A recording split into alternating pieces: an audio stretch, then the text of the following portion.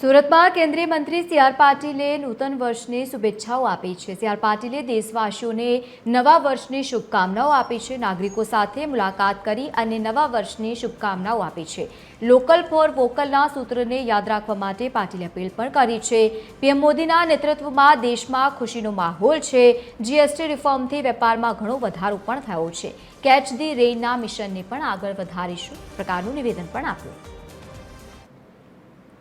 આજે આ દિવાળી અને નવ વર્ષમાં લોકોને જે ખુશીઓ પ્રાપ્ત થાય છે એમાં માનનીય પ્રધાનમંત્રી શ્રી નરેન્દ્ર મોદી સાહેબનો ખૂબ મોટો ફાળો રહ્યો છે।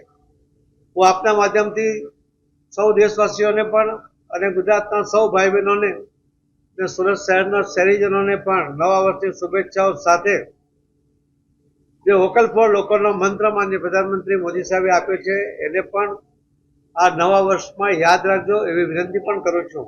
માનનીય પ્રધાનમંત્રી મોદી સાહેબનું એક વાક્ય catch the rain, rain water harvesting, એને પણ આપણે આગળ વધારવું છે। છેલ્લા 8 મહિનાની અંદર લગભગ 32 લાખ સ્ટ્રક્ચર એ આપણે આખા દેશમાં 33 રાજ્યોમાં 611 જિલ્લાઓમાં આપણે કરી શક્યા છીએ।